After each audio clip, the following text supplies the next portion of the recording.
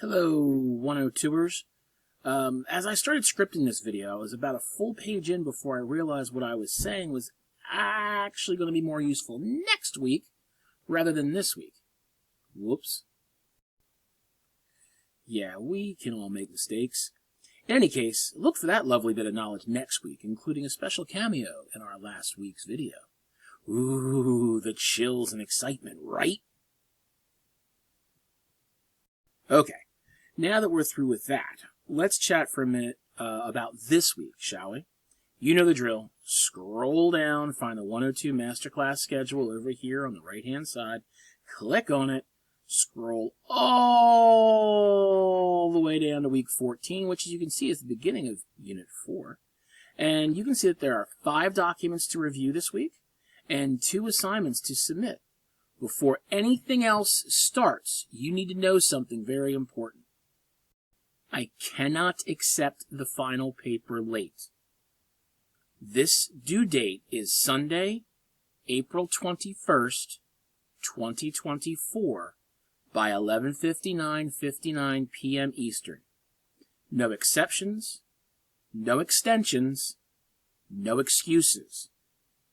This will be the last week of the semester beginning, and I will have roughly 80 papers to grade by the end of that week before you even submit your presentations. Then I have to get everything done before final grades are due, and if I don't get final grades in on time, then Dover gets very upset, which then yells at my campus, which then yells at my department chair, which then yells at me, which then I yell at you, but you're gone by that point, so you're not going to care. My point is, everything's got to be in by this date. Unit 3 research paper, argument essay, is due by Sunday, April 21st, 2024 by 11:59 p.m. Eastern, okay? I cannot accept this paper 2 or 3 or 4 days late in the final week, period. Please don't put it off. I'd hate to see people get burned for extreme procrastination. Okay, so now that that's clear, let's jump right in and look at the first wing, which is Argumentative Research Speech Overview. Click. And here we go, okay? This page outlines the requirements for the project. And as you can see, it should be 5 to 8 minutes long. Don't panic. Trust me when I tell you this.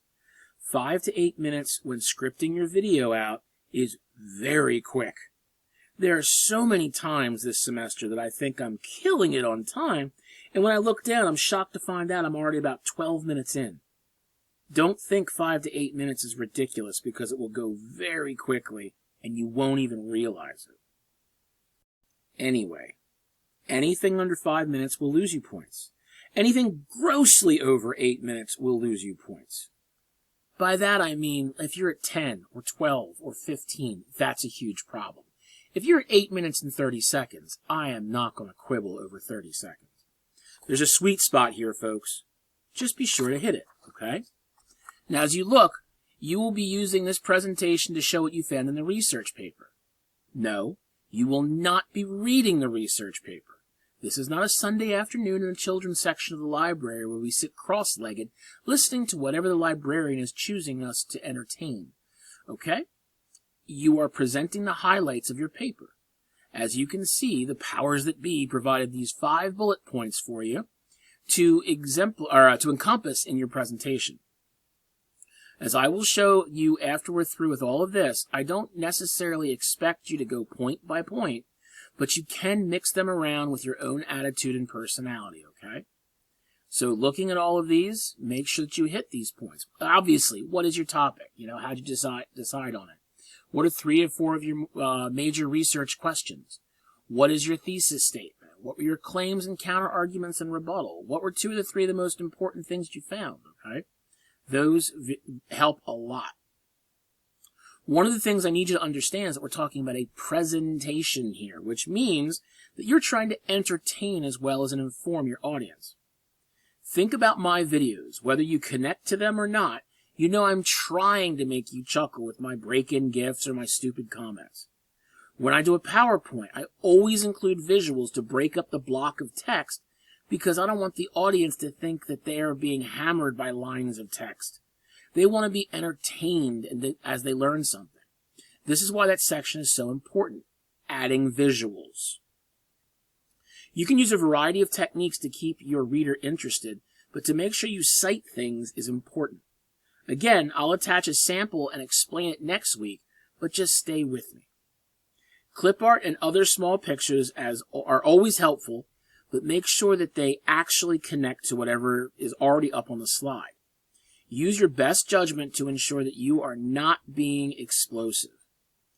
So, for example, if you're talking about drunk driving, you shouldn't even consider putting a bloody DUI accident crime scene photo on the slide. That's the quickest way to alienate your audience. Don't drop 300 photos on a single slide either. 1 or 2 tasteful pictures in the right locations will speak volumes. That goes for stats and graphs as well. Remember, to cite those stats, you need to put APA citations there. Make sure you do it for graphs as well. The key to everything is readability. If your audience cannot follow your ideas or everything is so jumbled that it's confusing, your presentation totally falls flat. Now, it's not on this page, but I'll tell you right now that I'll expect roughly the same number of slides as I expect pages in your paper. A title slide for a title page. 7 to 8 content slides representing 7 to 8 pages of your paper. At least 1 references slide with all of the material you used within your presentation. And then the almighty any questions slide. So at a minimum, I'll be expecting 10 slides.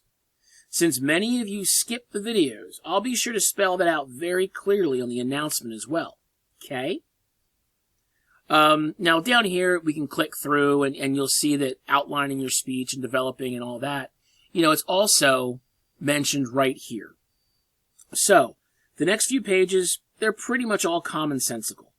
Honestly, they aren't very necessarily geared towards the presentation in general.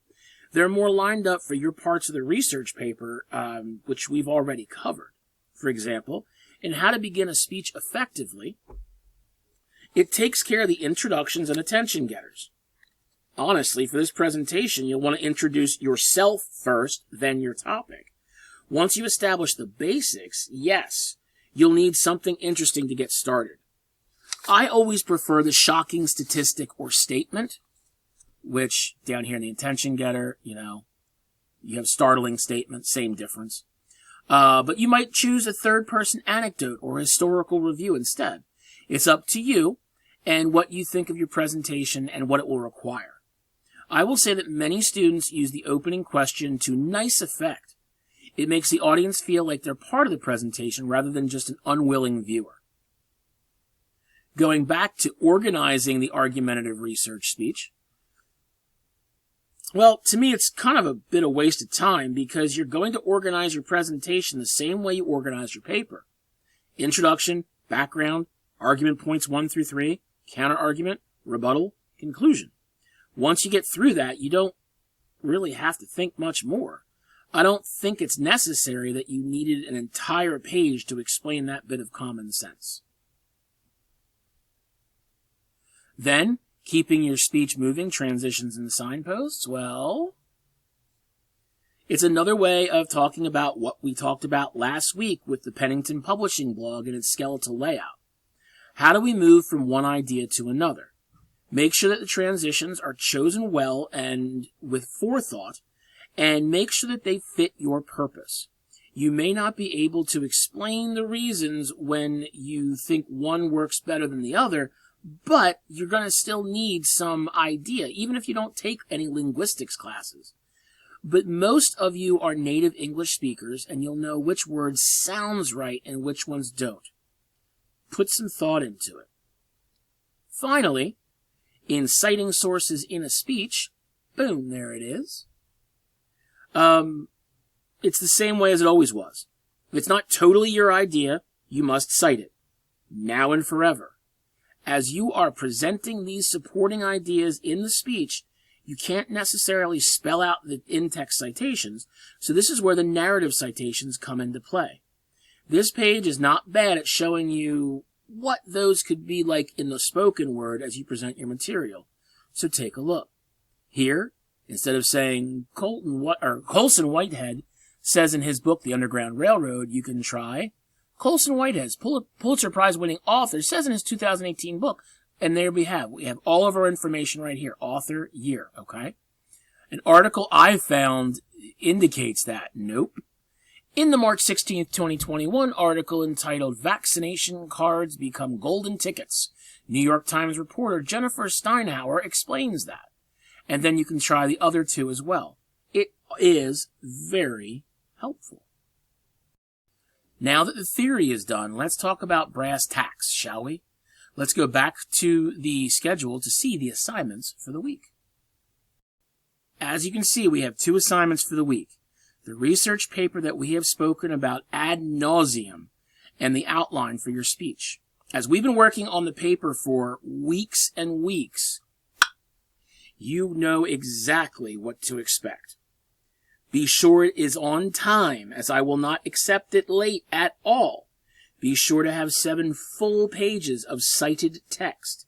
Be sure to follow the sample and directions which have been attached to so many different announcements.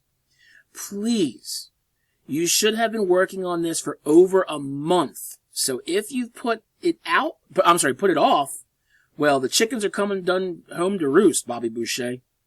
Regardless, I have the sample and directions once again attached to the announcement in case you missed it in the first half dozen times I posted it. Remember, it's worth a full quarter of your grade. It needs to be as perfect as you can make it, people. So make sure that you look through this. Make sure you look through the sample that's attached to the announcement, and you should be in good shape. Going back, we can see that the other part is the Unit 4 speech outline. You can see the traditional outline set up by clicking on the link. We click here, we get to here. We click here, and we get to see the Unit 4 speech outline. It looks like a traditional outline, really.